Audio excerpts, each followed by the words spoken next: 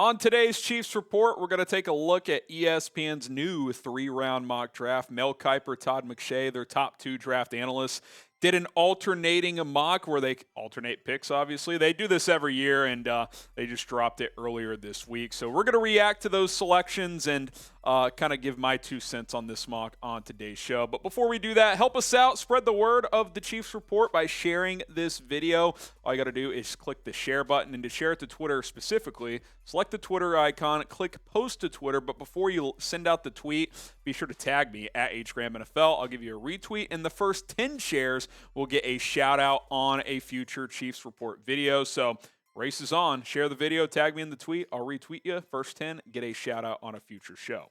All right, let's jump into this ESPN mock. Will McDonald IV, who Rolly and I, earlier in the draft process, when Mel Kiper had him going top 10 to the Falcons, were like, he's not even going round 1. Well, he's been getting some round 1 hype recently, and he is a good player. I think 31 is proper range for him. Here's Kiper on Will McDonald. He says the Chiefs selected defensive end George Karlaftis in round 1 last year, and you can think of McDonald as a complement to Karlaftis' skill set. McDonald is a speed rusher who will wreck offensive tackles in pass situations. And the reason he mentions that is because Karlaftis is like a 285-pound bruiser, a guy who can kick inside, whereas McDonald, he's about 240, 245. He's a speed rusher. Like, he's going to win with speed and agility, whereas Karlaftis wins with power. So it gives you another look on this defensive line. His production at Iowa State was unbelievable. 34 sacks in 48 career games played, 10 forced fumbles as well. Most sacks in the history of the Big 12 Conference. I think that's notable. I know scouts don't always look at production as the most important thing. It's traits, it's length, it's testing, and as well as the tape. But you're doing something right, man. If you're getting home that often, I think that's got to count for something. And I think with his speed ability as well, he could be a guy that sneaks into the first round. Now, historically, Steve Spagnuolo, he likes big 4-3 edge rushers. That's why they signed Charles Omenihu. He's about 280 pounds. That's why they drafted George Karlaftis. That's why sometimes they put 305, 310-pound Chris Jones at edge, because they like those bigger guys. But I do like Kiper's point here of, hey, this gives you a different look. He can be a smaller speed guy that can rotate in as a rookie, even though he's more of a 3-4 outside linebacker. I think he's skilled and strong enough to play some 4-3 edge. And I think if he had to, he could give you a few snaps at Sam as well. Now, you don't want him dropping into coverage all the time or anything like that, but I think he's athletic enough in a pinch where he could give you some snaps in that regard. Now, do you like the pick of Will McDonald at number 31 overall? Type Y for yes. Type in for no. A lot of you folks that watch the Chiefs Report, a lot of Big 12 fans, you've probably seen Will McDonald. He's pretty damn good. Let me know what you guys think. Y for yes and for no.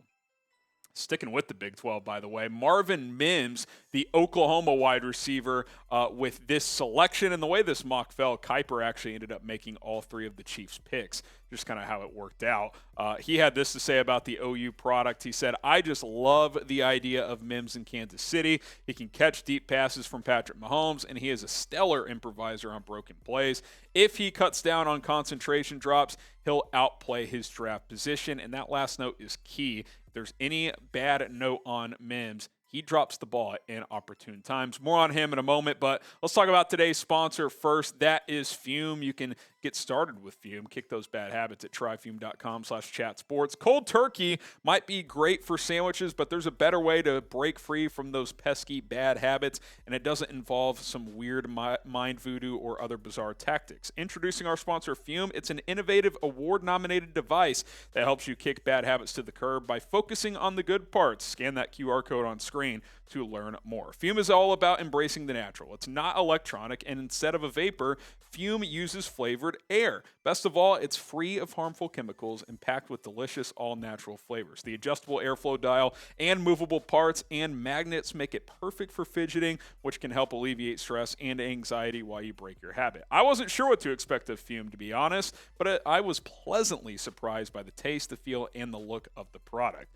Breaking a habit can be tough, but with Fume, it's easy, enjoyable, and even fun. With over 100,000 customers and countless success stories, there's no reason you can't be next. So start your journey toward a healthier lifestyle with the Journey Pack from Fume. Visit tryfume.com/chatsports and use code chatsports for 10% off when you purchase the Journey Pack today. Comes in this little item here. You got the different flavors that come in the Journey Pack as well. I'm a big fan of the maple pepper myself. Tryfume.com/chatsports. That's tryfum.com/chatsports. Code chatsports, QR code if you want to scan and shop right there.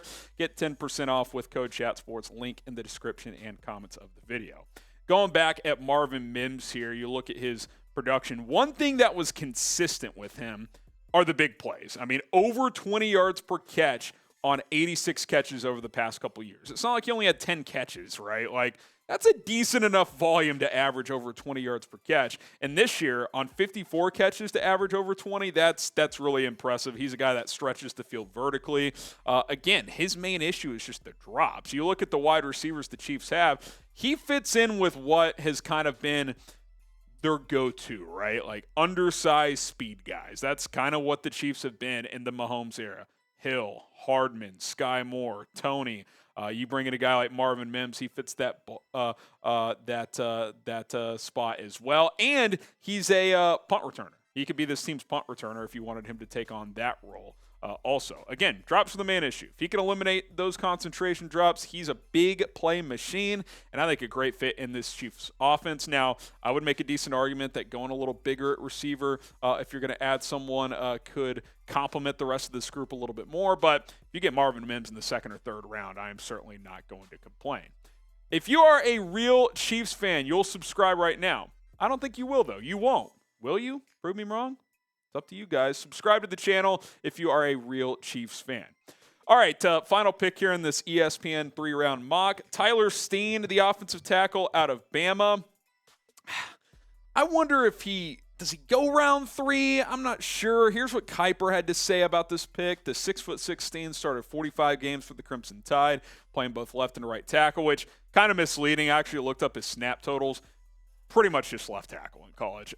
He also said the Chiefs are relying on some youth along the O-line, and Steen could be the swing tackle as a rookie.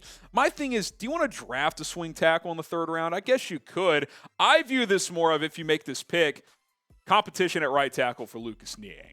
Because you lost Andrew Wiley, Orlando Brown moved on. You signed Juwan Taylor to likely play left tackle. Maybe there's a scenario where he plays right if they go left tackle in the 1st round, but otherwise I think he'll play left tackle. I think Steen gives you some competition on the right side, but I think there's better options out there. Like Jalen Duncan didn't go in this 3-round mock. I know he's raw, but his upside I think is much better than Steen's. I think the best thing Steen has going for him is that he played a lot in college.